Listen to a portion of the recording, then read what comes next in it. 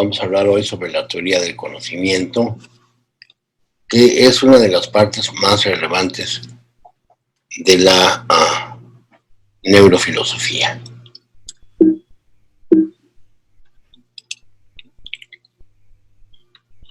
Una de las partes importantes entonces sería ¿qué es la verdad? Y para poder decir qué es la verdad desde el punto de vista científico, pues se habla de varias premisas. La primera es la teoría de la coherencia. La segunda, la teoría de la consistencia con otras verdades, es decir, que se puedan contextualizar y que no haya contradicciones entre ellas.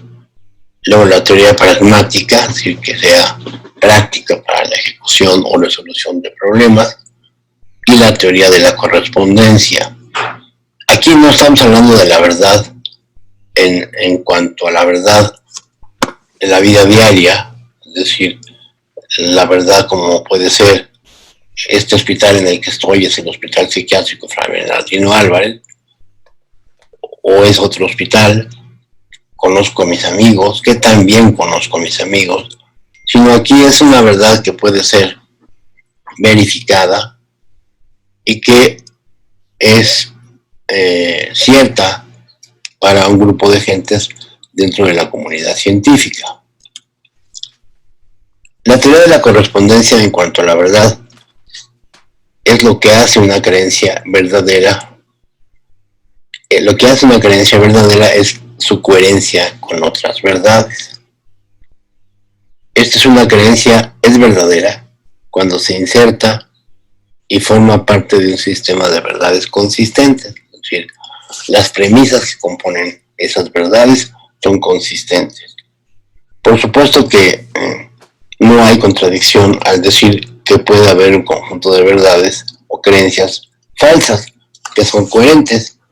De hecho, es como se arman las pseudociencias, ¿no? Los postulados del psicoanálisis. Pues básicamente son premisas que no son verdaderas, pero que forman en su conjunto un armazón coherente. Y eso es como se arman las novelas, por ejemplo, épicas, como El Señor de los Anillos, ¿verdad? Donde hay un anillo que se forjó y que da ciertos poderes a quien lo posee. Uno de ellos es la posibilidad de la invisibilidad. Luego en Juego de Tronos, bueno, pues las premisas son que existen dragones y que existen personas que viven en condiciones de, como llamaríamos como medio de zombie, y que vienen desde una zona muy fría de atrás del muro. Bueno, esto es lo que hacen los novelistas. Algunas de las ciencias como matemáticas también se basan en teorías de este tipo. No son más que postulados a partir de los cuales se construyen cosas. La teoría pragmática sobre la verdad nos dice una verdad tiene además una unidad dentro de la satisfacción de ciertas metas prácticas. En este punto el criterio de verdad tiene una conexión con la aplicación del conocimiento. O sea, hay verdad y conocimiento. Habitualmente son cosas que se conectan, ¿verdad? Y que vamos a discutir. La teoría de la correspondencia de la verdad proporciona una conexión entre la realidad externa y la verdad como un concepto meramente mental, es decir, un constructo de nuestro cerebro en función de las limitaciones sensoperceptuales y del medio ambiente que nos rodea. Esto es, partamos de la base que nuestros sentidos son limitados, pero podemos hacer consensos y decir, en base a estas premisas, ir construyendo ciertas verdades que tienen un contexto cultural. Como vamos a ver en uno de los artículos que les mandé sobre la inactivación, es una cosa muy importante, el poder entender que nuestro cerebro, por razones evolutivas, se adelanta a las percepciones y esto ha cobrado especial interés en el área de las neurociencias cognitivas. Bien, a partir de esto se habla de una crisis de la epistemología del siglo XX. Y la crisis es, ¿qué es la epistemología? Decíamos, es la rama de la filosofía que se encarga de la validación de lo que es cierto, de lo que no es cierto, de si cómo se obtienen las cosas que se afirman que son ciertas es a través de métodos adecuados, ¿sí? Entonces, en fin de cuentas, este es el problema de la fundamentación. Las bases del conocimiento se asentaron sobre razón, sobre la razón. Pero ¿cómo era esto? Era un tipo de deducción en la cual las premisas se iban estructurando para llegar a una conclusión. Entonces, algunos filósofos como Schopenhauer y más tarde Friedrich Nietzsche y Kant, Immanuel Kant, empezaron a decir que esto de la razón como única vía de llegar a la verdad no era tan cierto, porque había un componente inconsciente, subjetivo de todo esto, y Sigmund Freud traslada este conocimiento filosófico a la clínica psiquiátrica, lo cual era correcto. Sin embargo, negó las inferencias o las referencias biológicas, diciendo que él jamás había leído a Nietzsche y los filósofos alemanes, lo cual era muy poco probable, ya que, como ustedes saben, en términos generales, los filósofos de la Alemania eran gente muy leída, muy culta, y era poco probable que no supieran quiénes eran estos filósofos. Uno de ellos, Arthur Schopenhauer, ¿verdad? Arthur Schopenhauer es un filósofo que se encargó de revisar la parte del componente de la naturaleza y fue de los primeros que incursionó en traer la filosofía oriental y entender la filosofía oriental con las premisas de la filosofía occidental. El que sigue es Friedrich Nietzsche, uno de los filósofos más poderosos del siglo XX y de la filosofía como tal, ¿verdad? Escribió libros tan revolucionarios que luego se distorsionaron por los mismos alemanes nacionalsocialistas, quienes los conectaron con la eugenesia, pero no tenían nada que ver con esto. Estos libros, más allá del bien y del mal, hacia la Zaratustra y otros, filosofando a golpe de martillo, etc. Entonces, lo que hizo Nietzsche fue destruyó ilusiones viejas, como las de como esta idea de la caverna y los dos mundos, etcétera, de Platón, y proclamó, entre otras cosas, la muerte de Dios, y él es decir, el hombre como entidad que tenía que valerse por sí misma. Y creó nuevas ilusiones, como él al advertir que era posible la creación de un superhombre. Esto se refería, es decir, no a Superman, sino a alguien libre de prejuicios, libre de culpa, y que tendría que forjar valores nuevos, distintos de lo que él denominaba la moral del rebaño. ¿Esto por qué? Bueno, pues básicamente porque hasta la actualidad sigue imperando la moral del rebaño. Y lo vemos como las noticias falsas tienen un impacto en la población, como nuestros colegas médicos siguen siendo agredidos, ¿verdad?, de una manera estúpida. ¿Por qué? Pues porque la gente cuando tienen mucho miedo, una de las formas políticas de inducir fascismo es crear miedo en la población, crear falsos enemigos. Por ejemplo, los nazis lo hicieron con los judíos, otras culturas lo hicieron, por ejemplo, los turcos lo hicieron con los armenios. Crear al enemigo es una forma de que la gente se radicalice. Y esto lo entendió claramente Nietzsche. Por supuesto que Freud distorsionó todo esto y lo llevó a armar una teoría totalmente mitológica. De hecho, está lleno de este tipo de alusiones a la mitología griega. Y aquí están dos ediciones. La edición es en francés y la edición en alemán, en donde los alemanes son más exagerados, pues, al poner a Freud como un demonio, pero realmente Michel Onfray, lo que él está haciendo una obra que es sobre la filosofía no oficial, los antifilósofos o gente que la filosofía del Estado los había relegado.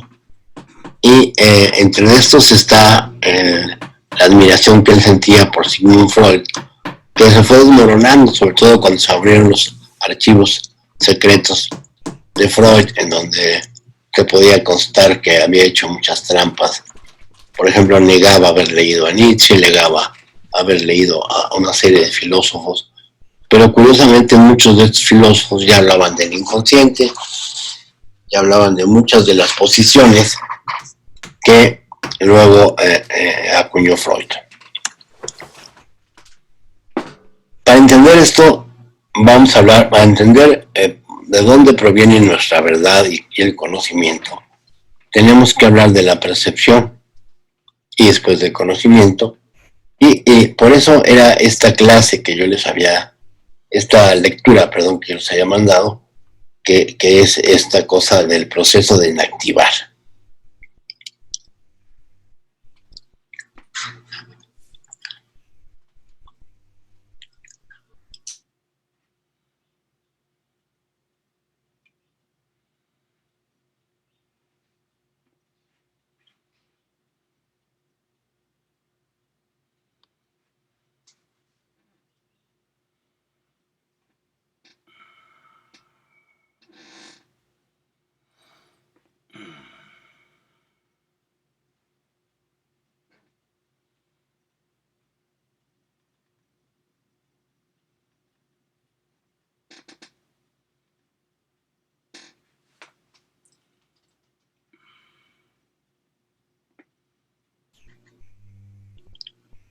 Uno de los artículos que les envié es el proceso de inactivación y las ideas delirantes. No sé si lo revisaron, pero a raíz de esta clase van a poder entender mejor a qué me estoy refiriendo con esto, o de lo que trata el artículo, ¿sí? No sé si ustedes saben qué es inactivar. Bueno, inactivar tiene que ver con este mecanismo de las neurociencias, estudian ahora las neurociencias, en donde el cerebro se adelanta a los fenómenos sensoperceptivos. Es decir, por ejemplo, una jugadora de tenis muy experimentada, al ver cómo le pega a su oponente a la pelota con su raqueta, con ese solo hecho, el cerebro de ella se adelanta y predice a dónde va a llegar la bola, a veces antes de verla. Esto quiere decir que mucho de lo que hace nuestra información sensoperceptual es como la teoría de una hipótesis. Nos está nada más corrigiendo, sabiendo si estamos en lo cierto. Por ejemplo, cuando alguien pasa lista por primera vez y cuando se menciona las dos primeras letras, por ejemplo, He, y alguien se apellida Jicotencal o alguna cosa así, va a estar listo o va a poner más atención, porque está su cerebro detectando para adelantarse esta situación, ¿no? Entonces, el activar es un fenómeno que describe el cómo nuestro sistema nervioso elabora expectativas, ¿sí? Activamente experiencias sensoperceptivas, adelantándose algunos milisegundos a la información que proviene de los sentidos periféricos. El enfoque en activo es un ramo de las ciencias cognitivas corporizadas. Su principal objeto es el estudio de la brecha entre la naturaleza y la experiencia humana que existe en la actualidad en las ciencias cognitivas y filosofía de la mente. Como marco teórico, el inactivismo busca articular ideas que permiten una naturalización de lo mental sin reducir la autonomía epistémica y ontológica de los dominios de la vida. Es decir, epistémica es el conocimiento y ontológica es el desarrollo de cada uno de nosotros, ¿sí? En el momento en el cual estamos. Yo sé que soy esta persona que está frente a ustedes, pero también sé que soy el niño que jugó a las canicas, porque tengo una foto donde estoy jugando canicas, y sé que soy yo porque la que está parada junto a mí es mi madre, y a mi madre la reconozco siempre, ¿no? Digo, hasta ahorita, ¿no? Entonces, hay una autonomía, decíamos, epistémica y ontológica de los dominios de la vida, de la experiencia subjetiva y de lo social. Si bien el inactivismo surge de formas explícitas como la publicación en 1991 de los trabajos de Francisco Varela, Evan Thompson, Eleanor Roch, en un libro que se llamó The Embodied Mind, sus bases teóricas y sus aplicaciones específicas han visto un desarrollo fecundo durante la última década, abarcando diversas áreas de la investigación como la cognición social, ¿no? Las bases dentro de la cognición social, pues, por ejemplo, la teoría de la mente. De cómo yo, al ver a un paciente o al ver a una persona, puedo inferir sus estados mentales. No es que yo esté leyendo la mente como si fuera algo parapsicológico, no. La teoría de la mente tiene su base en las neuronas en espejo y en la empatía. O sea, podemos inferir lo que una gente está sintiendo o cómo interactuamos ante determinados objetos simplemente por la expresión facial. Por ejemplo, sin teoría de la mente no podría haber cine. O sea, veríamos una serie de imágenes, pero no estaríamos poniéndonos en el rol de alguno de los personajes de la película, que es lo que hacemos habitualmente. Algunos nos ponemos del lado de los héroes, de los galanes, algunos otros del lado de los villanos. Esto va a depender mucho de nuestra personalidad, de nuestra manera de enactivar. Entonces, esto es la base de la cognición social, las bases de la corporización, de la percepción, y nuestros enfoques sobre las relaciones entre cognición y afectividad, ¿sí? Estas propuestas específicas que apuntan a un intercambio productivo entre ciencias cognitivas y enfoques fenomenológicos. ¿Sobre qué? Sobre la experiencia subjetiva. A la vez, o sea, cuando hablo de la experiencia subjetiva, hablo de la experiencia en primera persona.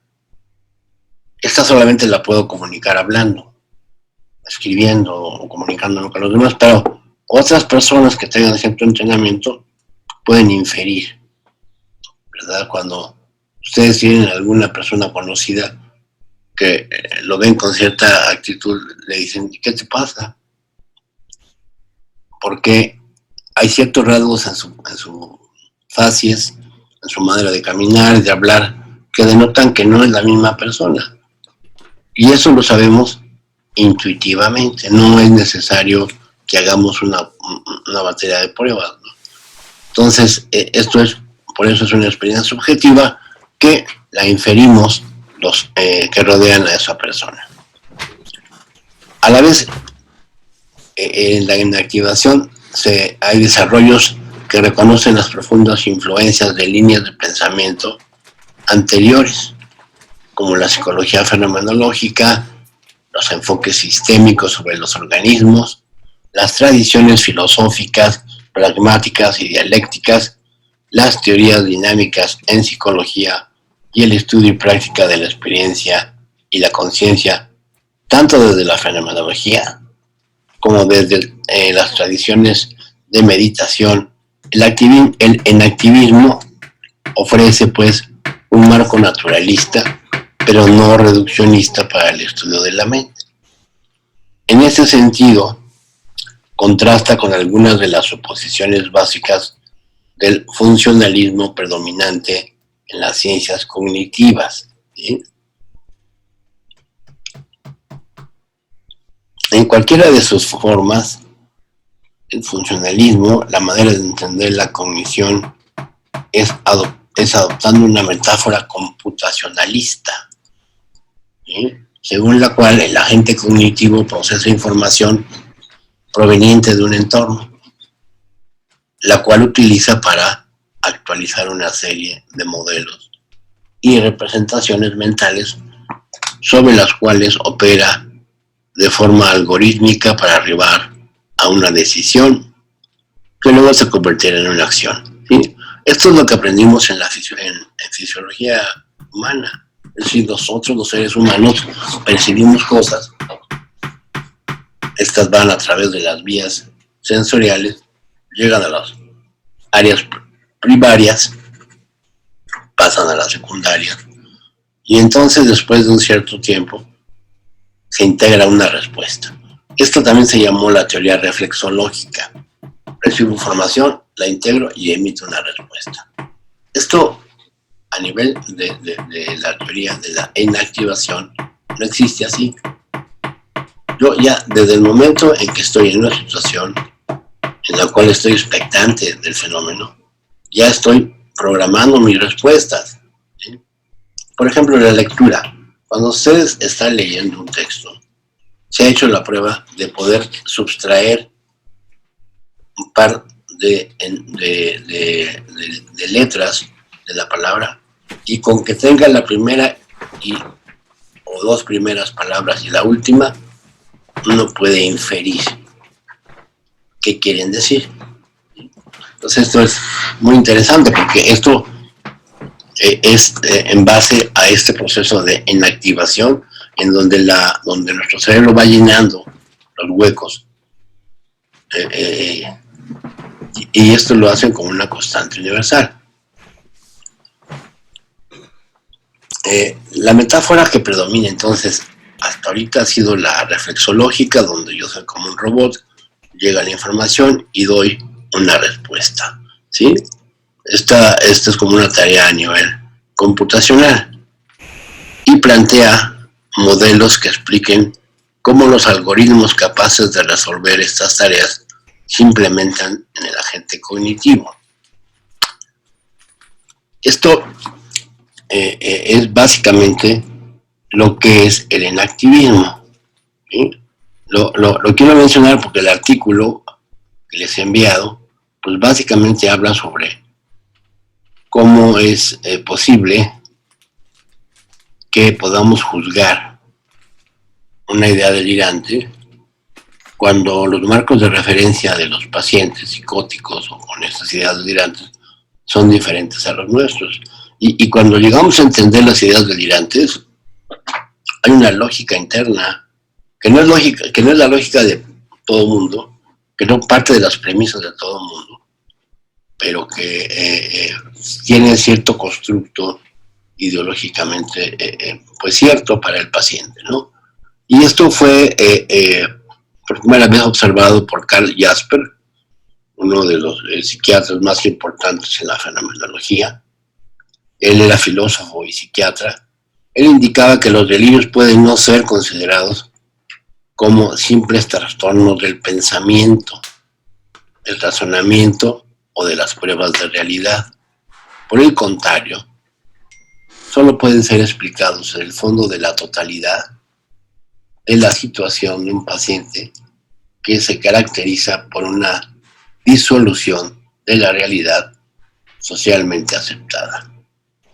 En contraste, el paradigma psiquiátrico predominante en la actualidad se basa en una concepción del paciente como un individuo cerrado, con una mayor o menor claridad de disfunción cerebral definida.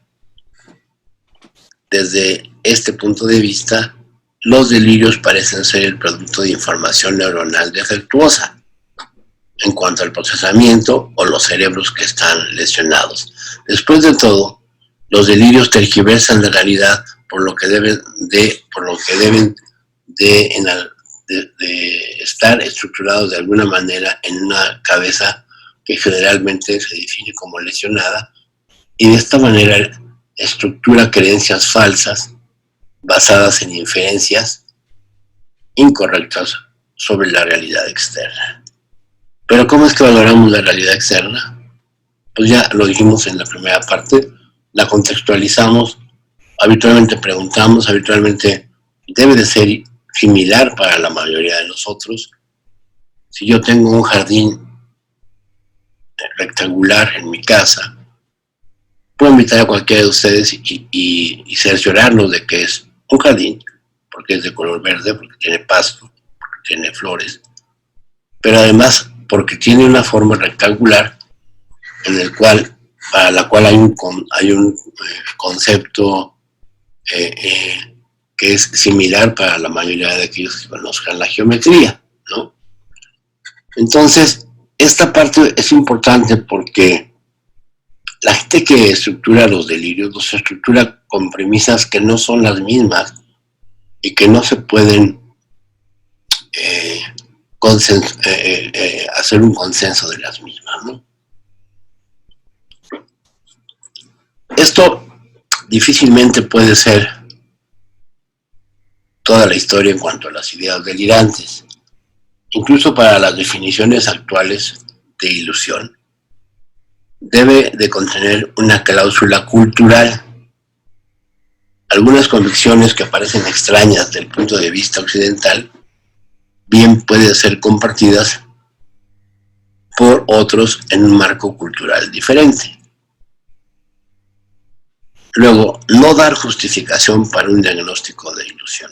Esto, alguna vez leí un caso en el American Journal of Psychiatry de un taxista dominicano en Nueva York que platicaba con un pasajero invisible que estaba sentado junto a él y que una vez que fue llevado a un hospital psiquiátrico, este pasajero invisible era su padre que acaba de morir. Pero en la República Dominicana, como parte de la oración de duelo, algunas personas tienen todavía la presencia de un ser querido, que dicen ver, que dicen escuchar, y esto es parte de su oración de duelo, ¿sí? Este componente es muy importante. Igual en África, las ideas, los delirios paranoides habitualmente se establecen por ser perseguidos por animales, por tigres que te quieren cazar, no por seres humanos. Quizá también algunos, pero la mayoría son por animales que pretenden cazar, ¿no? Que pretenden acechar animales de rapiña, ¿sí?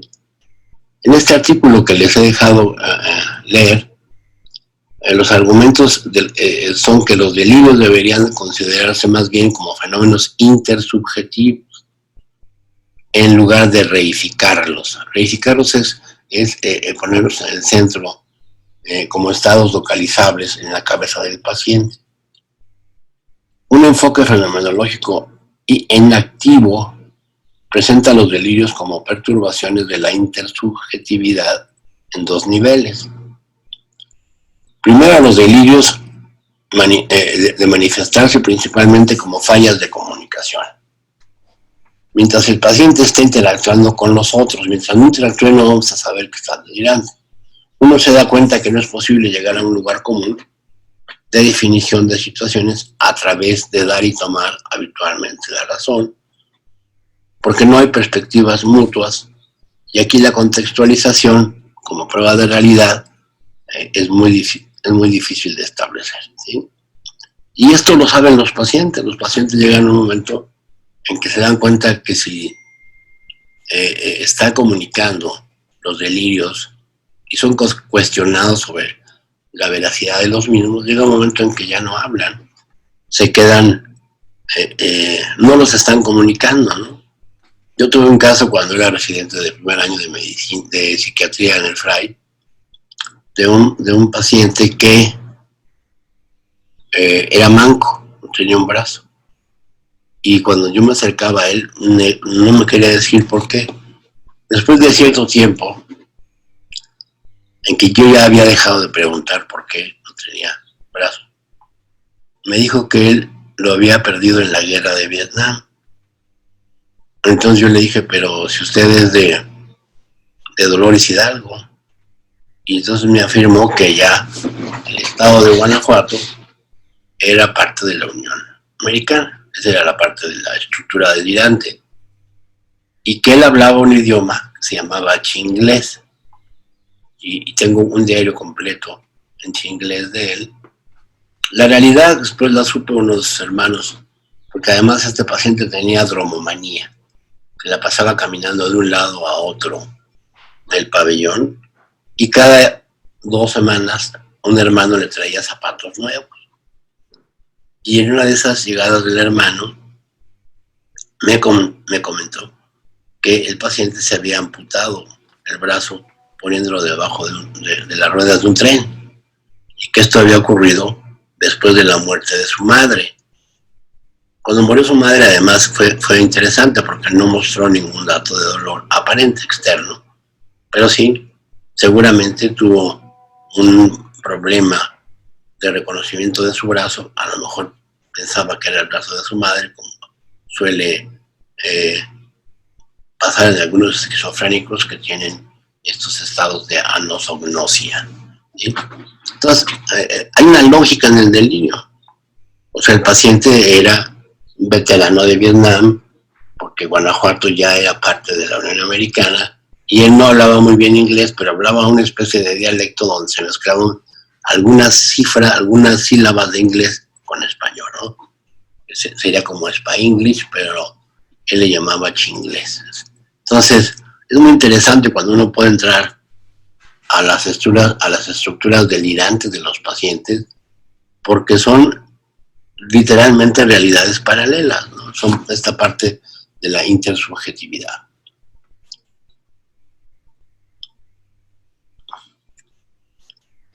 Entonces todo esto ha sido interpretado de diversas maneras en términos de una pérdida de certeza del sentido común, de la intencionalidad de nosotros, los occidentales, y de la confianza básica. ¿Sí? Pero, como les decía, se ha llegado a hablar de un concepto de cuasi solipsismo esquizofrénico. El solipsismo es esta parte de la filosofía que negaba la existencia de la realidad, ¿no? Jasper a estos delirios les llamó delirios propiamente dichos o delirios primarios, y que contrastaban con las ideas delirantes de los pacientes con paranoia.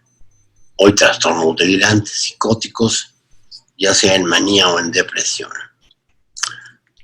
A este último lo consideraba estar en principio motivado psicológicamente y comprensiblemente en la paranoia.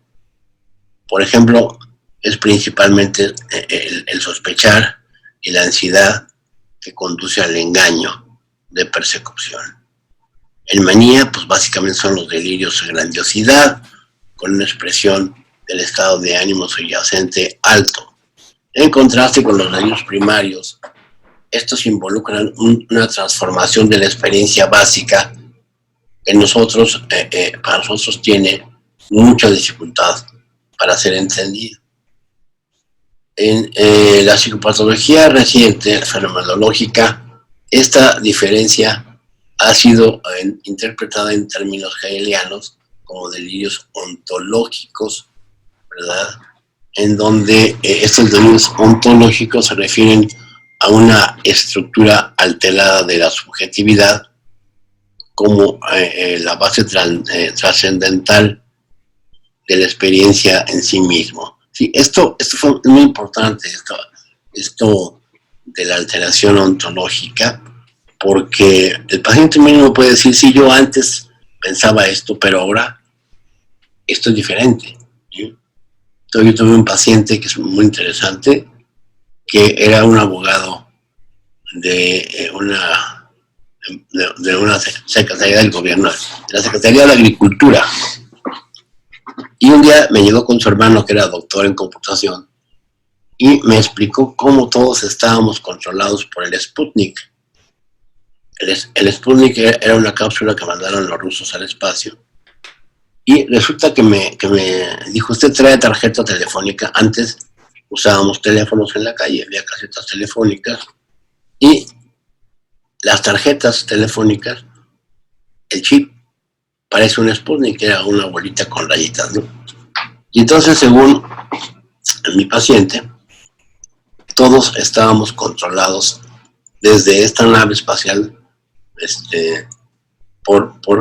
si usábamos tarjetas. Alguna vez le pedí a su hermano de Polo, que se llama mi paciente, que revisara la cama, el tambor de la cama del paciente. Y efectivamente él se sentía protegido en su cama, por lo tanto no se levantaba, porque tenía millares de tarjetas de telefónicas soldadas en la base del colchón, y para él esto era una especie de protección contra el control que sentía del Sputnik.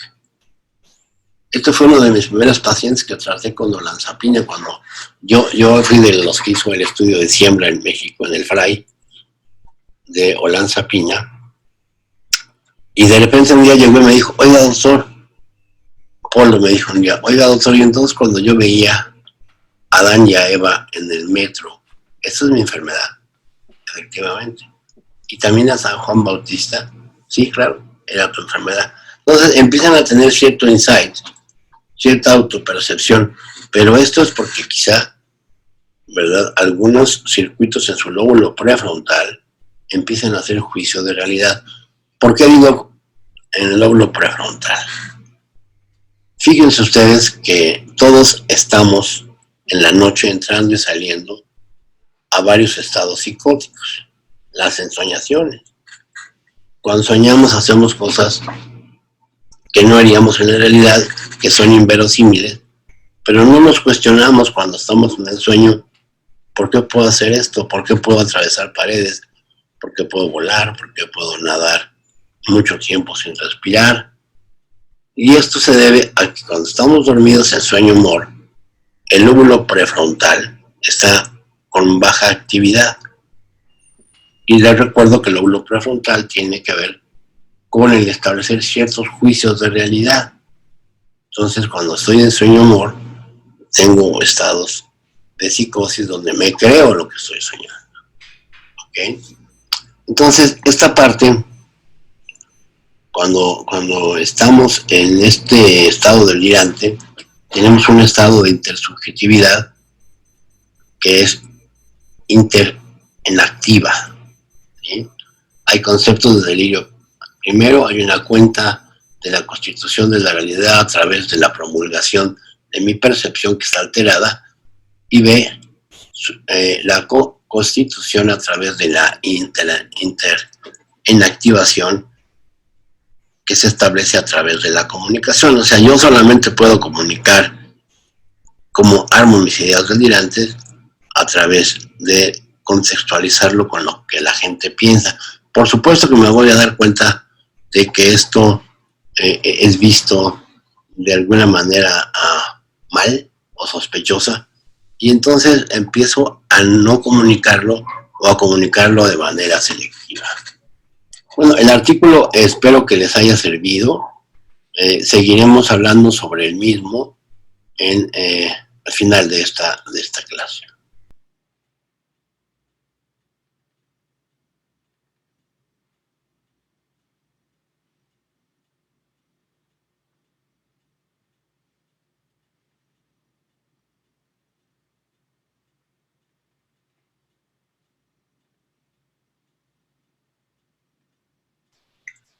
Espero que les haya quedado claro cómo nuestros enfermos que tienen delirios, alucinaciones, el problema es que los están generando endógenamente y que no hay posibilidad de contextualizarlo. Les encargo que lean los 2 artículos que les envié la semana pasada y me manden un resumen de sus preguntas. Yo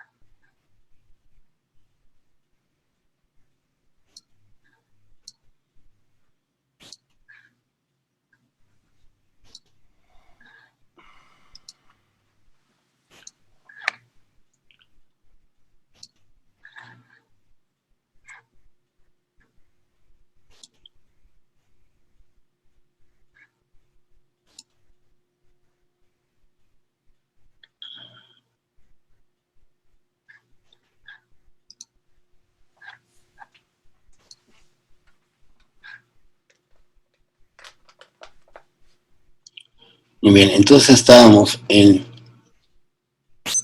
qué tan importante es la percepción para estructurar nuestro conocimiento.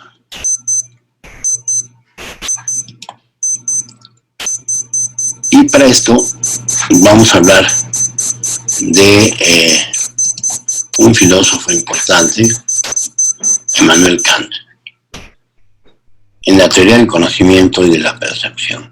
O sea, hasta antes de Immanuel Kant se hablaba de que la adquisición del conocimiento era básicamente a través del razonamiento. Sí, de hecho, el libro más importante de Kant es Crítica de la razón pura, ¿no?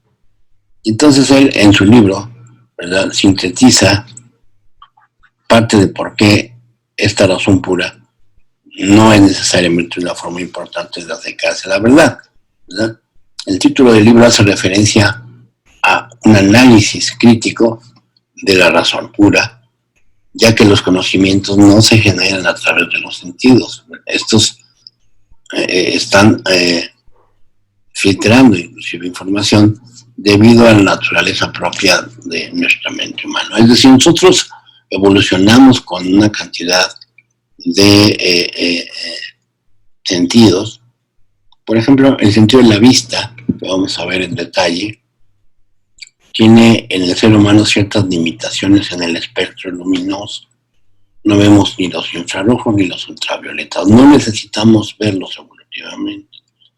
Pero las abejas sí, por ejemplo, para la recolección del polen en algunas flores. Entonces, Kant rechaza la visión de Locke y Hume, de David Hume y John Locke, de que todos nuestros conocimientos se derivan de los sentidos. ¿Por qué? Porque las cosas fuera de nosotros están determinadas de alguna forma y nosotros, a través de nuestros sentidos, las vamos a estructurar. ¿En dónde? Pues en nuestro cerebro. Las cosas, los colores, las formas existen en nuestro cerebro únicamente. Entonces, Kant sí le concede a estos filósofos ingleses que la certeza absoluta del conocimiento no es posible sin el conocimiento de la sensación de un mundo externo, con todos sus defectos, pero podemos conocer el mundo externo de manera consensada. La crítica de Kant es un análisis del origen de la evolución de los conceptos y de las estructuras heredadas de la mente. O sea, también nuestra manera de percibir tiene que ver también con nuestro entorno de colores, de formas, es variable. Una persona en Alaska, el adjetivo blanco no tiene una significancia si no es añadido o es una palabra diferente. Lo mismo que las personas en el Amazonas, ¿verdad? El color verde, pues tiene que tener mucho más connotaciones porque están rodeados de este tipo de coloración y ellos pueden percibir o interpretar más las variaciones de este tipo de colores.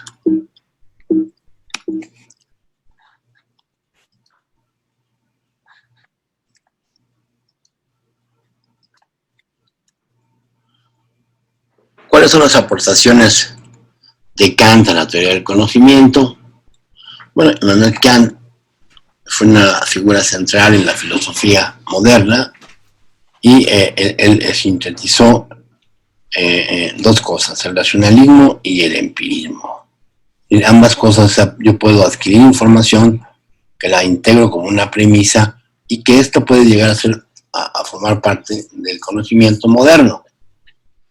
Y establezco las condiciones para y él estableció las condiciones para gran parte de la filosofía del siglo XIX y el siglo XX y continúa ejerciendo su influencia en algunas áreas, sobre todo en la epistemología, la ética, la filosofía política, la estética y en otros campos. Kant nunca salió de su pueblo, o sea, él era una persona que se le hubiera pasado muy bien ahora en la cuarentena. Únicamente daba una caminata a las 3 de la tarde y en el pueblo donde vivía las personas ponían a tiempo su reloj cuando veían pasar al profesor Kant en su caminata. En el libro Crítica de la Razón Pura nos dice que la experiencia nos proporciona solo sensaciones distintas de la naturaleza en sí de los objetos, que tienen que ver, por ejemplo, el color con la longitud de onda que detecten, con las sombras, etc. Nos dice lo que es el objeto para nosotros en primera persona. No, pero puede no ser lo mismo para los demás. Como que hacemos una inferencia que si vemos un objeto cilíndrico de metal que termina ensanchándose es una copa, pero también puede ser un estetoscopio Piñard, ¿sí? Y esto, una gente que no tiene experiencia médica seguramente va a decir que es una copa de metal, ¿verdad? Pero alguien que ya, aunque se haya visto alguna vez un estetoscopio de Piñard, sabe lo que es, que no es una copa. Por lo tanto, la experiencia no nos proporciona una verdad general, sino una verdad relativa que está en función de cómo contextualizamos las cosas. Y estas deben de ser independientes de las experiencias. Por lo tanto, él hablaba de las verdades a priori o de lo que son los objetos en sí mismos. Por ejemplo, este pensador consideraba que las matemáticas, ¿verdad?, era una ilustración clara de qué tan lejos se pueden avanzar con información que es independiente de la experiencia. Es decir, no hay números en la calle, no tenemos números más que en nuestra cabeza y cuando nos plasmamos en un pizarrón o en un cuaderno, pero no existen, y con ellos además podemos estructurar formas muy complejas, interpretar formas de manera muy compleja de la realidad. La verdad de las matemáticas son absolutas y no requieren de ser verificadas por la experiencia. ¿Por qué son verdades absolutas? porque descansan en premisas, en propuestas, ¿verdad?, que no se alteran, que no se modifican, son como reglas claves de la álgebra, del cálculo, de la geometría analítica, etcétera, que fueron propuestas por los seres humanos y que sirven de marco de referencia. Pues la verdad de las matemáticas son absolutas y no requieren ser verificadas por un tipo de experimento, ¿no? El conocimiento, dice Kant, está en dos etapas, ¿verdad? Estas dos etapas son el proceso virtual por el cual nuestra mente fusiona la materia prima de las sensaciones en el producto final, que es el pensamiento. La primera etapa es la coordinación de las sensaciones mediante la aplicación a ellas de las formas de percepción en el espacio y en el tiempo. Fíjese, él todavía no conocía mucho de la neurofisiología humana o de las partes de la cognición, pero ahora tenemos una teoría en cognición, neurocognición, que es la teoría del ensamblaje. Por ejemplo, ustedes tienen enfrente una pantalla, un teléfono celular, saben que es rectangular, saben que hay una serie de estructuras en la pantalla, que hay teclados. Ahora, toda esta información que estamos recibiendo nos llega a la esfera calcarina, pero todavía no la decodificamos ahí como lo que realmente es el objeto, sino que esto se decodifica en otras áreas, ¿verdad?, que van a integrar forma, color, experiencia previa que tenemos con este tipo de aparatos, y hay una función cerebral que es el binding, o sea, el ensamblaje de todo esto. Cuando esto ocurre, cuando este binding ocurre a nivel cerebral, hay una actividad eléctrica muy rápida que se llama actividad gamma, que es de 40 ciclos, más de 40 ciclos por segundo. Si yo no conozco un objeto, por ejemplo, supongamos que yo sea una gente que en mi vida ha visto un CD, un círculo plateado, y para mí no tiene ninguna connotación, o sea, se queda únicamente mi información sensorial, únicamente la va a registrar como un plato, como un círculo, como una lámina redonda. No le va a dar la connotación de una persona que ya ha estado en contacto con un aparato para tocar ese tipo de discos, o qué contiene, qué tipo de artista, en fin, porque esto lo generamos a lo largo de nuestra vida y contextualizamos esta información y le damos su sentido. La segunda etapa es la coordinación de las percepciones, a las cuales se les va a aplicar formas y contextos. Esta parte última es muy importante, los contextos, que van a formar categorías de pensamiento. Vean, en la siguiente figura hay dos rectángulos. El rectángulo de arriba aparece más oscuro que el de abajo. Pero si ustedes ponen un dedo en medio, se darán cuenta que ambos rectángulos son del mismo color oscuro que el de arriba.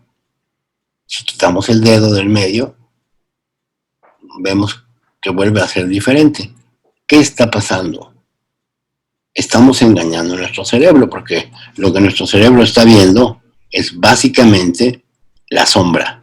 La sombra que está debajo del triángulo de menos color nos indica, o le indica al cerebro, que este debe ser más claro porque hay un ángulo. Pero si volvemos a cerrar, volvemos a tapar la línea de unión de las dos figuras, vuelve a ser del mismo color. Es decir, está nuestro cerebro contextualizando la información, aunque no sea verdadera. Pero él no está partiendo de la base de que esto no sea verdadero. Esta es una pelota de básquetbol. ok, tiene su sombra. La sombra nos indica que la pelota de básquetbol está en la duela. En la siguiente diapositiva, la pelota de básquetbol podría seguir estando en la duela y lo que ha ocurrido es que se ha movido la sombra y nos ha creado la ilusión de que está botando, volando. La única manera que tenemos de comprobarlo sería estando en ese lugar y ver cómo la sombra se aleja y se acerca dependiendo de cuándo la pelota toca el piso. Entonces, esta es la forma como nuestro cerebro contextualiza la información sensoperceptual. Entonces, a nivel de la neurofisiología hay ciertas similitudes. La sensación son eventos que van desde el estímulo adecuado para el receptor a las áreas de percepción primaria de la corteza. Así fue como lo aprendimos en fisiología humana. Tenemos ciertos receptores sensoriales, hay un estímulo adecuado, este estímulo adecuado hace que yo lleve la información, si es visual, táctil, etcétera, al tálamo y del tálamo a las cortezas correspondientes. Esta es, digamos que la hipótesis clásica que aprendimos en neurofisiología. Pero la percepción es diferente de la sensación. La sensación es llevar el estímulo de los conos a los bastones a través de la vía visual hasta la cisura calcarínea. Pero luego hay áreas de integración visual y esta integración de la información en las áreas secundarias nos da finalmente la percepción de lo que estamos viendo, pero además hay otras áreas de asociación donde contextualizamos la información recibida y podemos decir qué es. ¿Es una copa de metal? ¿Es un estetoscopio de pinar? ¿Es una bocina pequeña? Esto va a estar en función de la información previa que tengamos respecto al objeto. Entonces, en la percepción hay que mirar, creer y conocer. En el momento en que observo yo ahorita a través de mi ventana mi jardín, no solo creo que esto es de color verde, sino que además lo veo verde y podría yo traer algún tipo de aparato para medir la longitud de onda que emite y correspondería al espectro visual verde. Lo percibo visualmente y entonces me enfrento a dos creencias. La creencia de que hay un jardín verde afuera y una creencia de tipo autorreferencial, o sea, yo tengo que conocer qué son los jardines previamente a el concepto cultural de jardín. En una película que se llama Radiografía del Corazón, un niño con tuberculosis de Alaska llega a Ottawa y al abrir las ventanas del hospital corre hacia la ventana. Piensan que va a brincar la ventana, pero no. Lo que va a ver es un árbol. Él nunca había visto en su vida un árbol, no sabe lo que es un árbol. Y en ese momento su cerebro empieza a integrar ese nuevo conocimiento. Esto, más adelante vamos a hablar de lo que ocurre con la ceguera experimental. O sea, hay niños que nacen con cataratas congénitas, o en una temporada cuando se usaba en las incubadoras oxígeno en altas concentraciones, esto producía una cosa que se llama fibroplasia retrolenticular. Después de varios meses o años, los padres se daban cuenta que el niño no veía. Le ponían entonces, lo llevaban al médico, les hacían una cirugía para poner un lente, y la vía visual estaba íntegra, pero el niño tenía, aun cuando ya veía, tenía un problema para integrar lo que estaba viendo, porque no lo había visto previamente. Y entonces esto fue una prueba de que si no tenemos experiencia previa de las cosas, no podemos contextualizarla. Pues un joven al cual se le operó ya cuando era joven de cataratas congénitas, para él todo era asombroso. Por ejemplo, cuando el cirujano le quitó los parches de los ojos, él describía unas salchichas que se acercaban hacia sus ojos y resultaban ser los dedos del cirujano. Entonces, los niños y los jóvenes que tienen esta remoción de las cataratas, que nunca han estado integrando información visual, son niños torpes, son niños que están tableando, que están llenando sus bibliotecas de información para poder más adelante integrarla y adelantarse a los hechos en lo que llamamos enactivación. Entonces están los testimonios versus las experiencias. El primero es comunicado, no lo puedo verificar, pero trato de que sea confiable. Por ejemplo, me platican cómo es un café en París, puedo ver una fotografía, me puedo imaginar, no estoy ahí, pero entonces es un testimonio de alguien que me está dando y yo puedo comprobarlo eventualmente. Mientras que en la experiencia, ¿verdad?, yo estoy ahí frente al objeto, frente al café en París, y entonces puedo corroborarlo porque tengo mis órganos de los sentidos y puedo saber que era cierto lo que me habían platicado. En este cuadro, Venus, celosa de la belleza de Psique, envía a un Cupido a hacerle daño. Bueno, pues aquí hay que inferir primero que ese cuadro está en el museo que dicen que está. Yo les creo, ¿verdad? Y algún día iré a ese museo para ver este cuadro y ver al gordito de Cupido hacer maldades, ¿no? De Psique. Entonces, el concepto de percepción de Kant es similar en muchos sentidos al de la neurofisiología contemporánea. Las sensaciones, la llegada a corteza primaria, no tiene todavía ninguna contextualización. Si yo tengo epilepsia con activación de un área primaria, es muy probable que el aura que yo tenga sea destellos, si esto ocurre en la fisura calcarina, ¿verdad? O en un área primaria auditiva que escuchen ruidos, pero no escucho palabras ni cosas así, no tengo como ahora fuegos artificiales, ¿no?, fuegos pirotécnicos, sino simplemente la información que llega a la corteza primaria. Ya lo demás lo voy a ir integrando según las áreas secundarias y las grandes áreas de asociación que tenemos: el área paritotemporoccipital, derecha e izquierda, el área prefrontal y el área límbica. En estas áreas se decodifica la información y se hace el ensamblaje de la misma.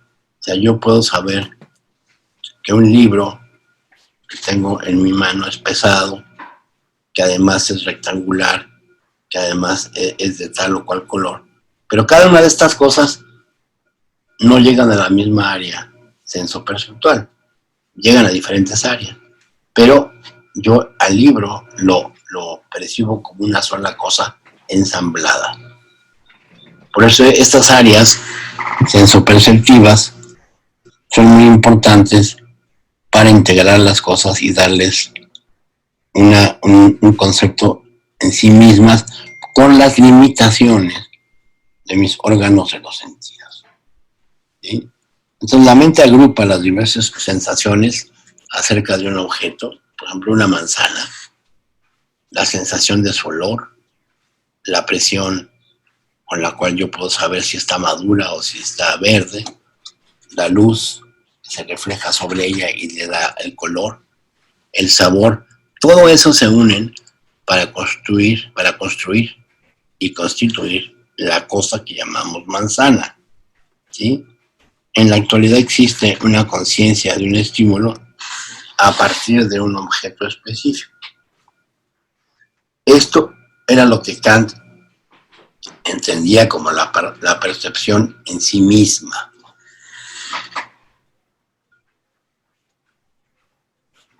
O los a priori.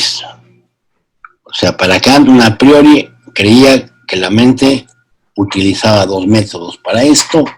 El método principal para clasificación del material presentado a los sentidos en el espacio y en el tiempo. Y el espacio y el tiempo no son cosas que se perciben, son modos de percepción en los cuales estamos integrando la información a lo largo de la continuidad de nuestros sentidos. Ahora sabemos que el cine, por ejemplo, no es más que la sucesión de imágenes, 24 fotos por segundo. Parece ser que la realidad, el cómo estamos procesando la realidad, es algo parecido al procesamiento de imágenes.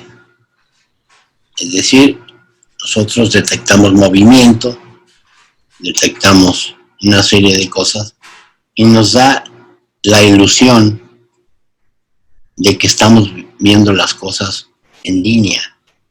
Pero realmente estamos creando una sucesión de eventos como si fueran películas de lo que sucede a nuestro alrededor, y esto lo integramos y lo ensamblamos en diferentes zonas de nuestro cerebro.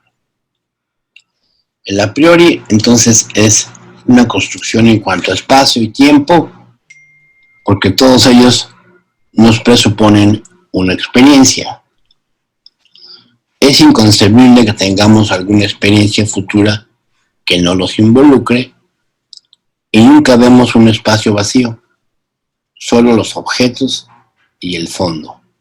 Se infiere que no hay espacios vacíos entre los objetos, pero esto yo no lo veo. ¿Sí? No hay una continuidad, no le interesa a mi cerebro analizar los espacios vacíos, los da por descontados. En la segunda etapa, la mente recibe el conocimiento sensorial de los objetos y se obtiene el conocimiento conceptual de las relaciones, las secuencias y las leyes. La mente dispone entonces de sensaciones alrededor de los objetos en el espacio y en el tiempo.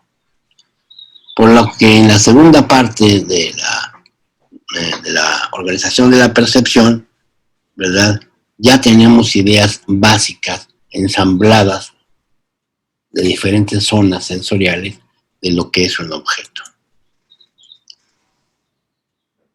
Para Kant, los juicios críticos, según Kant, estos son unidades de pluralidad, totalidad, realidad, negación, limitación, sustancia y accidente, causa y efecto, la reciprocidad, la posibilidad, la necesidad y la contingencia. Entonces, según Kant y la nueva neurofilosofía y las neurociencias cognitivas, el mundo es un constructo. Existe afuera, sí, pero lo estamos construyendo en nuestro cerebro. Las leyes del pensamiento son, en efecto, las leyes de las cosas, es decir, de la percepción, porque las cosas solo las conocemos por medio del pensamiento, que debe de obedecer estas leyes, ya que son inherentes a la estructura de la mente misma. Todo el tiempo estamos pensando, todo el tiempo es lo que hace nuestro cerebro. Si se coloca a una persona en un estado de aislamiento, con un antifaz y en un tanque de agua a una temperatura equivalente a la del cuerpo flotando, con tapones en los oídos, etc., después de un cierto tiempo, este cerebro de este sujeto empieza a alucinar, empieza a crear imágenes, empieza a crear cosas, porque eso es lo que hace el cerebro cuando está despierto o cuando está dormido. Crea información, se adelanta a la información que le llega. Kant llegó a la conclusión de que los principios de la ciencia son necesarios, ya que son en última instancia las leyes del pensamiento, que se presuponen en cada experiencia. La ciencia es absoluta y la verdad es eterna. Sin embargo, la certeza y lo absoluto de la lógica y la ciencia son paradójicamente limitados y relativos, y esto fue un concepto que desarrolló después Albert Einstein, la relatividad de las cosas que están en el tiempo y en el espacio. Se limitan estrictamente al ámbito de la experiencia real y en relación con nuestro modo humano de las experiencias y con nuestras limitantes del aparato cognoscente. Y ahí es donde viene el artículo sobre la inactivación en los delirios, ¿sí? Los pacientes están teniendo un aparato cognoscente deficiente. Sabemos en la actualidad que hay un problema en el filtrado del tálamo de pacientes con esquizofrenia, con lo cual información que la mayoría filtramos, ellos no la filtran, pero además le dan un contexto. En otras palabras, el mundo tal como lo conocemos es una construcción. La mente contribuye tanto por su modelo de las cosas en sí mismas. Estas se construyen a través de un estímulo. Percibimos un edificio rectangular mientras vemos un trapecio. Realmente lo que vemos es un trapecio. Kant escribió diciendo, sigue siendo totalmente desconocido para nosotros lo que los objetos pueden ser en sí mismos, y aparte de la receptividad de los sentidos, no sabemos nada, solo nuestra forma de percibirlos.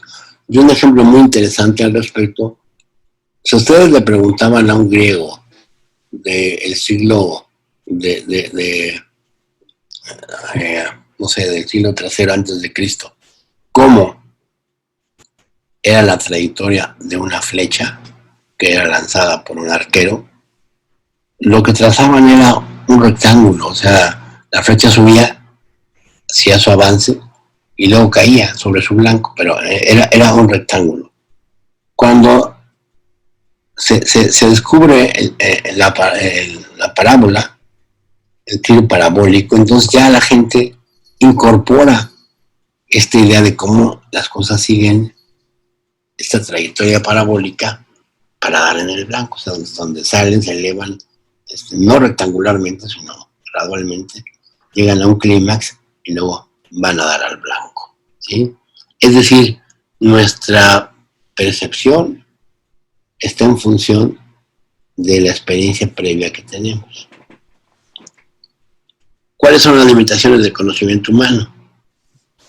Kant no duda de la existencia del mundo externo, sino que se limita a afirmar que no sabemos nada al respecto, salvo que sí existe. Una buena parte de todos los objetos son creados por nuestras formas de percepción y la comprensión que posee a través de nuestro aparato cognoscente. Sabemos del objeto tal y como se manifiesta en nuestra mente. Lo que está antes de ser moldeado por nuestra mente, no podemos saberlo con certeza. La luna, como se da a conocer a nosotros, es simplemente un conjunto de sensaciones unificadas en nuestra estructura mental narrativa. Es una esfera redonda que va cambiando a lo largo del mes, y esto es a través de la elaboración de las sensaciones en percepción y de esto en la concepción o ideas. Como resultado, la luna es para nosotros simplemente una idea. Está ahí, pero es una idea. De hecho, en la novela extraordinaria IQ 84 de Haruki Murakami, hay dos lunas en la narración de esta novela que les recomiendo ahora en la cuarentena. La ciencia en sí no está estudiando la realidad. Parece una cosa paradójica, ¿no? La ciencia es ingenua, se supone que trata de las cosas en sí mismas. Sin embargo, todo el material de la ciencia consiste en sensaciones, percepciones y concepciones. Schopenhauer, nuevamente, Arthur Schopenhauer escribió: el mayor mérito de Kant es la distinción entre el fenómeno de las cosas en sí.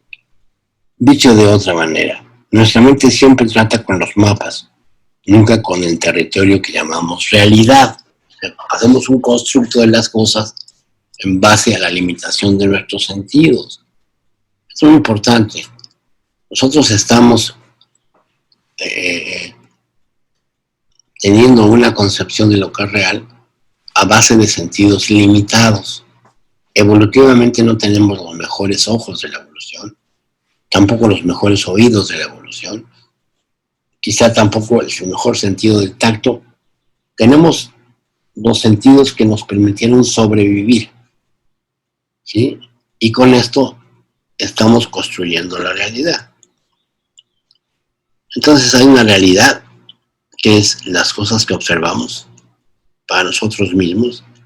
Hay una interfase de sensaciones que son la limitación de nuestro sentido. Y aquí, a nivel subjetivo, están las cosas y los eventos y el conocimiento de las ideas y de las creencias. A la larga, todo el conocimiento que tenemos se vuelve en creencias, ¿sí? Si ustedes aprenden muy bien el DSM-5, y ya no leen, va a ser como una Biblia, va a ser su creencia, ¿sí?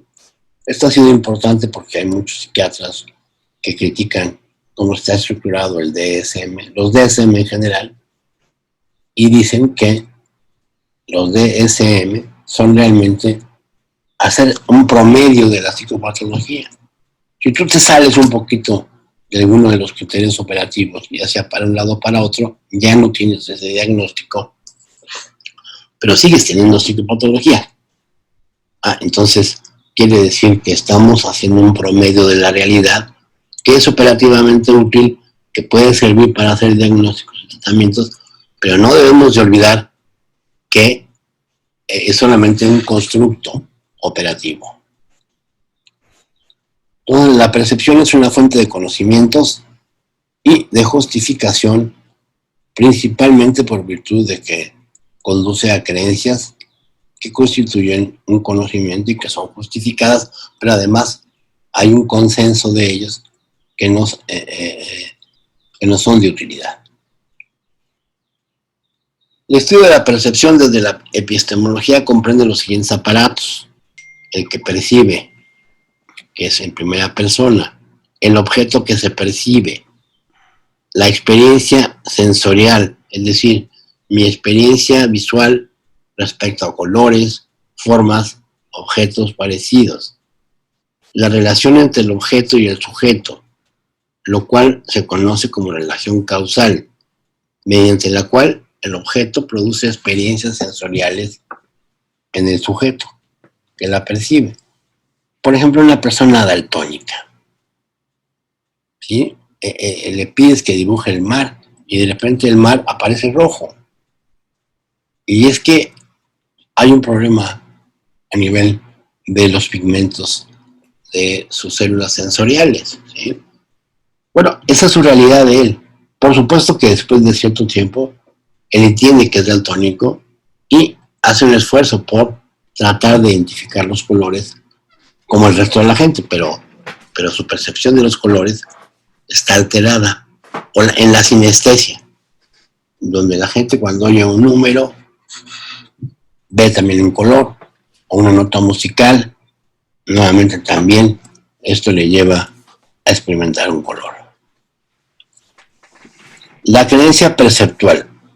Si yo digo que el jardín es circular, implica entonces forma, y yo tengo el concepto de un jardín y que es de forma circular. Además sé que es un jardín porque posee césped, árbol y flores. La creencia perceptual objetual, en esta la creencia se sostiene a pesar de las características del objeto, como son, por ejemplo, el sitio donde se encuentra.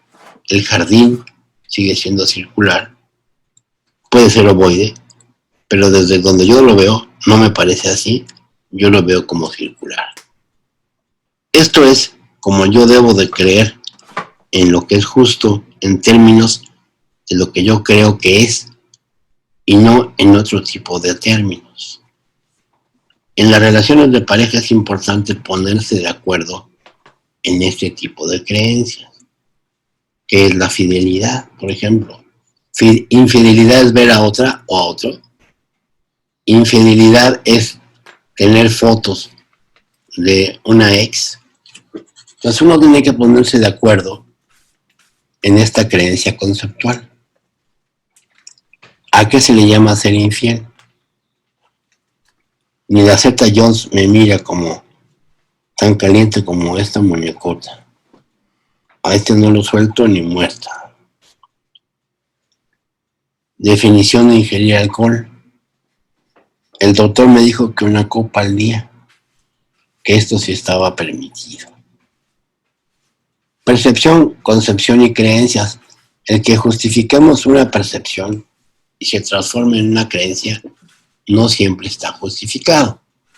Este argumento fue parte de lo que motivó a Immanuel Kant a desarrollar su libro Crítica de la razón pura, entusiasmado por las aportaciones de los filósofos ingleses David Hume y John Locke. Entonces, ¿qué es una alucinación y una ilusión? Bueno, las alucinaciones es cuando no existe un objeto enfrente de esa persona. Sin embargo, su existencia existe en las áreas sensoriales y de percepción. Es decir, si vemos a la paciente dentro de un resonador magnético funcional y nos dice que escucha voces y vemos cómo se activa su área auditiva. Igual si tiene tinnitus, no oímos el tinnitus del paciente, aunque estemos muy cerca de su oído, pero podemos ver que el área auditiva primaria está activa. En el caso de las ilusiones, el término clínico denota una deformación de un objeto sensorial que sí existe externamente, pero que también nuevamente, ya al ser transportado de las áreas sensoriales a las perceptuales, le damos una connotación especial. Y esto es como cuando escuchamos que mencionan la primera letra de nuestro apellido y escuchamos como si dijeran toda la palabra, todo nuestro apellido. Igual es con las ilusiones. ¿Sí? Una mancha, ¿verdad? Podemos pensar que es una imagen de la Virgen, por ejemplo, ¿no? Que es lo más frecuente. Esto sería una alucinación. Las cosas no existen, pero están activando ciertas áreas de la corteza. ¿Sí? Las ilusiones es el objeto, pero se deforman, ¿no? Entonces aquí podemos ver diferentes cosas según si usamos el modelo de arriba a abajo o viceversa. La base del test de Rorschach son pruebas proyectivas, es este fenómeno de tratar de interpretar, de tratar de tener ilusiones respecto a este tipo de marchas. Entonces, ambos son fenómenos que ponen de manifiesto que no todo lo que percibimos existe.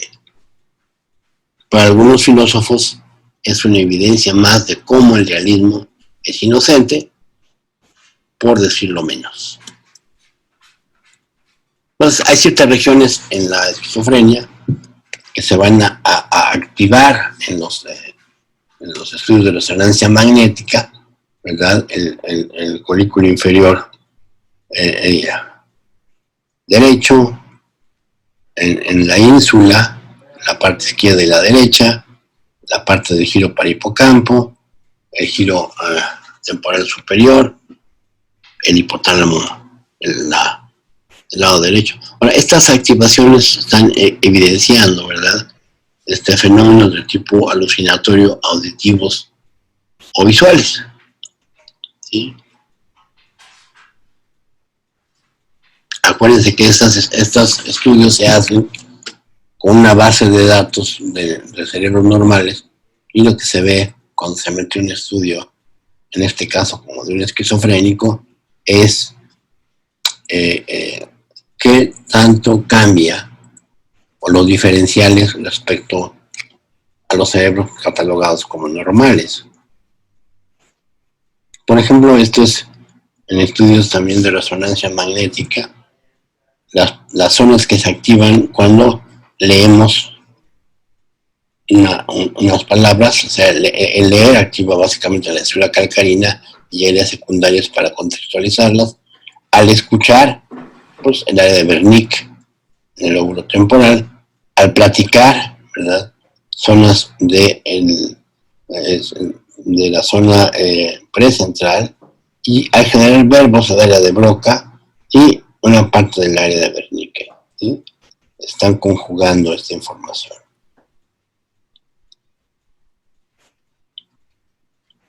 Entonces, para poder liberarnos de las limitaciones de los sentidos y la percepción humanos, se han desarrollado las llamadas teorías de las apariencias. Es decir, de manera cruda, que cuando percibo un objeto, por ejemplo, un libro, es simplemente la perspectiva que tenemos de encuentros previos con objetos parecidos. Son objetos rectangulares, con páginas de colores, blancos y con caracteres oscuros en su interior. Cuando, sin estar un libro enfrente de mí, yo tengo la percepción de un libro, entonces estoy alucinando. Esta teoría de la apariencia no nos indica en absoluto una relación causal entre el objeto y lo que se percibe.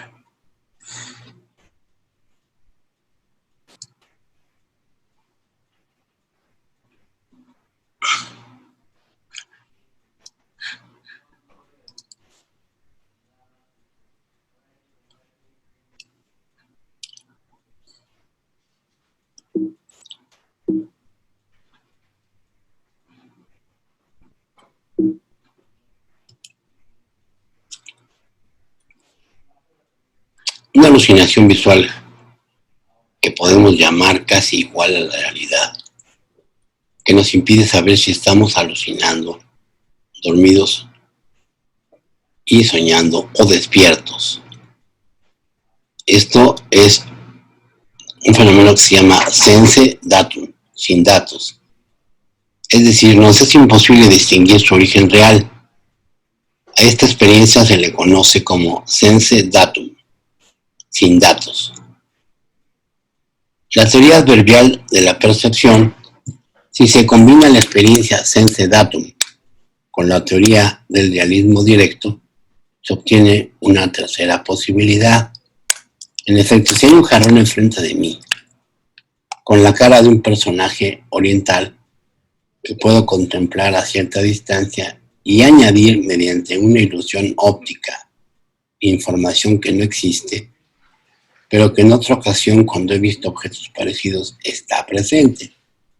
Es decir, puedo yo recrear o hacer mi propia película frente a objetos reales, ¿sí? Bueno, esto lo hacemos frecuentemente durante los sueños, pero también hay gente que tiene mucha imaginación, los niños, por ejemplo, que pueden hacer este tipo de teoría adverbial de la percepción. Y, de hecho, se hace mucho en pintura. Por ejemplo, estas figuras de Canaletto, ¿verdad? Cuando uno usa un lente de aumento para ver las figuras a la distancia, por ejemplo estas, son nada más manchas, no son, uno puede pensar que es un sujeto con brazos, cara, ojos, boca. No, simplemente son manchas de pintura, que, bueno, pues tienen la forma de una persona, pero no son realmente una persona, y esto está ejemplificando, ¿verdad?, este tipo de ilusiones inducidas por los pintores. La teoría adverbial de la percepción, lo que se percibe no es analizado, se contextualiza y finalmente se generaliza en función a lo percibido previamente. En esta teoría se subraya que podemos observar cosas con ciertas características cualitativas que a nosotros nos parecen ciertas, aunque al analizarlas en detalle nos percatamos de que no son lo que parecía ser, ¿no? Nuevamente esto de Canaletto, aquí al fondo hay unos pescadores que son manchas nada más, ¿no? Igual algunas figuras a la distancia. Pero a nosotros, cuando vemos la pintura, son marineros, ¿no? Son gente que está en estos botes. Lo mismo, el tamaño de las figuras reales que se modifican en función de la perspectiva. La pareja del fondo es el tamaño real de la pareja del fondo. Sin embargo, la perspectiva, o sea, al tener estas líneas, nos hacen generar una ilusión óptica de que son más grandes de lo que realmente es. Y esto lo supieron los arquitectos que hicieron los altares, ¿sí? Las figuras de la parte superior no son tan grandes, ¿verdad? Si están en perspectiva, realmente los altares los vemos rectangulares y son realmente trapecios, ¿no? Vamos a escuchar a Daniel Dennett, que es uno de los neurofilósofos que nos hablan de todos estos aspectos de la percepción y de la conciencia.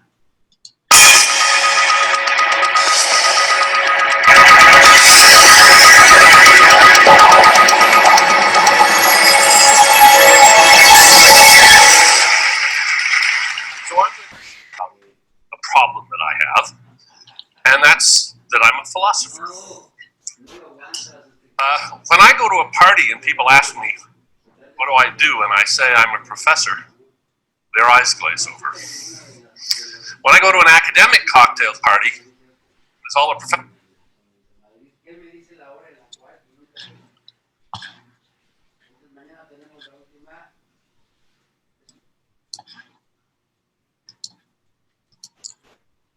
Around, they ask me what field I'm in, and I say philosophy, their eyes glaze over.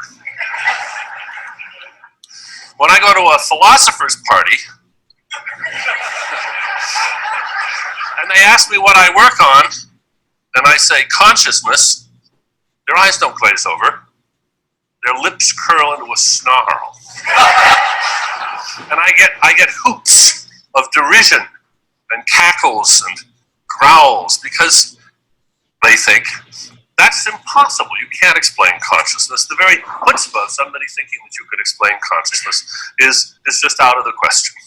My late lamented friend Bob Nozick, fine philosopher, in one of his books, Philosophical Explanation, he's commenting on the ethos of philosophy, the way philosophers go about their business. He says, philosophers love rational argument. He says, it seems as if the ideal argument for most philosophers is you give your audience the premises, and then you give them the inferences and the conclusion.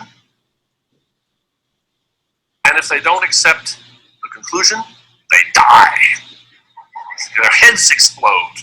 The idea is to have an argument that is so powerful that it knocks out your opponents. But in fact, that doesn't change people's minds at all. It's very hard to change people's minds about something like consciousness. And I finally figured out the reason for that. The reason for that is that everybody's an expert on consciousness. We heard the other day that everybody's got a strong opinion about video games. They all have an idea for a video game, even if they're not experts. But they don't consider themselves experts in video games. They've just got strong opinions. I'm sure that people here who work on, say, climate change and global warming, or on the future of the internet, they encounter people who have very strong opinions about what's going to happen next. But they probably don't think of these opinions as expertise. They're just strongly held opinions. But with regard to consciousness, people seem to think, each of us seems to think, I am an expert. Simply by being conscious, I know all about this. And so you tell them your theory, and they say, no, that's the way consciousness is. No, you got it all wrong. And they say this with an amazing confidence. And so what I'm going to try to do today is to shake your confidence, because I know the feeling. I can feel it myself. I want to shake your confidence that you know your own innermost minds, that you are yourselves authoritative about your own consciousness. That's the order of the day here. Now, this nice picture shows a thought balloon or thought bubble, which is, I think everybody understands what that means. That's supposed to exhibit the stream of consciousness. This is my favorite picture of consciousness that's ever been done. It's a Saul Steinberg, of course. It was a New Yorker cover. And this fellow here is looking at the Braque painting. It's by Braque. That reminds him of the word Baroque, Barrack, Bark, Poodle, Suzanne R. He's off to the races. There's a wonderful stream of consciousness here. And if you follow it along, you learn a lot about this man. What I particularly like about this picture, too, is that Steinberg has rendered the guy in this sort of 20s style, which reminds us, as Rod Brooks was saying yesterday, what we are, what each of us is, what you are, what I am, is approximately 100 trillion little cellular robots. That's what we're made of. No other ingredients at all. We're just made of cells, about 100 trillion of them. Not a single one of those cells is conscious. Not a single one of those cells knows who you are or cares. Somehow, we have to explain how, when you put together teams, armies, battalions of hundreds of millions of little robotic, unconscious cells, not so different really from a bacterium, each one of them. The result is this. I mean, just look at it. The content, there's color, there's ideas, there's memories, there's history, and somehow all that content of consciousness is accomplished by the busy activity of those hordes of neurons. How is that possible? Many people just think it isn't possible at all. They think, no, there can't be any sort of naturalistic explanation of consciousness. This is a lovely book by a friend of mine named Lee Siegel. He's a professor of religion, actually, at the University of Hawaii, and he's an expert magician and an expert on the street magic of India, which is what this book is about, net of magic. And there's a passage in it which I would love to share with you. It speaks so eloquently to the problem. I'm writing a book on magic, I explain, and I'm asked, real magic? By real magic, people mean miracles, thaumaturgical acts, and supernatural powers. No, I answer, conjuring tricks, not real magic. Real magic, in other words, refers to the magic that's not real. While the magic that's real, that can actually be done, is not real magic. Now, that's the way a lot of people feel about consciousness. Real consciousness is not a bag of tricks. If you can explain this as a bag of tricks, then it's not real consciousness, whatever it is. And since, as